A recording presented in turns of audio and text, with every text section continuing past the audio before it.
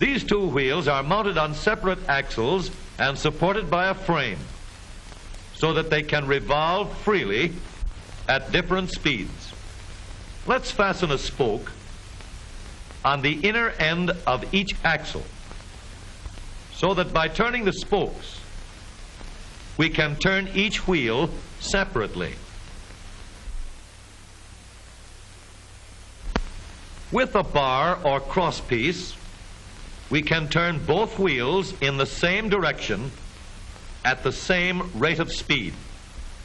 Let's get something to hold this bar in place so that it will press against the spokes. Notice that this support is not locked to the axle. It turns freely.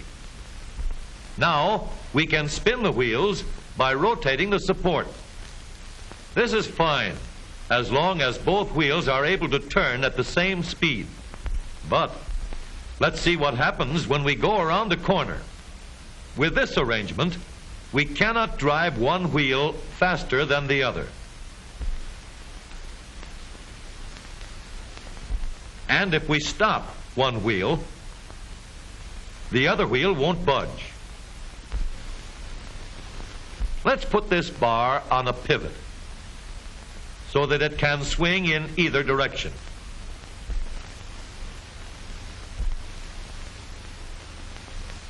Now, the bar can still turn both wheels at the same speed.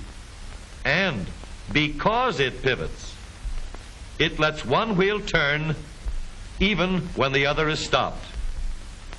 But if turned too far, the bar will swing around until it won't drive the spokes that turn either wheel. We need another crossbar and more spokes to carry on the job. When we stop one wheel, the crossbars will continue to push the spokes of the free wheel around.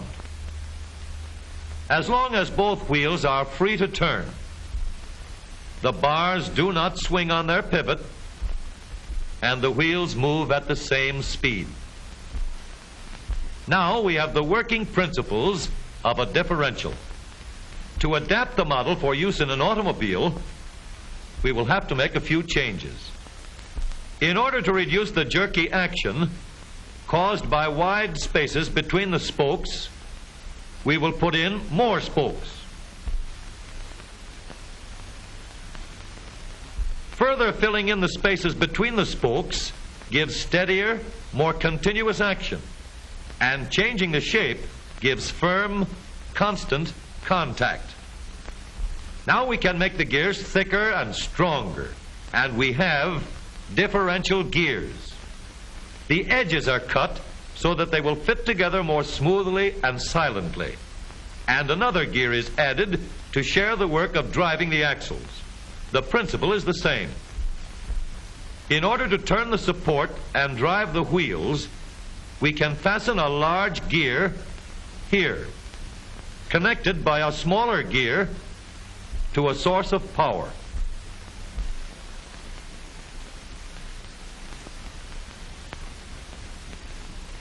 Notice that the power is connected to the differential at the center line. We can make our model more compact by moving the gears closer together. When we put our differential in an automobile, we have to leave room for the drive shaft, which carries the power from the engine. We may build the floor of the car above the drive shaft. But if we do, we won't have much room inside unless we make the top of the car high too. Of course, we could lower the floor and ceiling, but the drive shaft would be higher than the floor. This would have disadvantages. A shaft in the middle of the floor of an automobile would be inconvenient for passengers and would be awkward for carrying luggage. Today, engineers have found a way to make the car roomier and closer to the road without a clumsy shaft above the floor. The drive shaft from the engine to the differential is lowered out of the way, and the drive shaft is connected to the rear axle at the bottom. The new low center drive makes the rear axle quieter, stronger, and more durable because it gives better, smoother contact between the gears.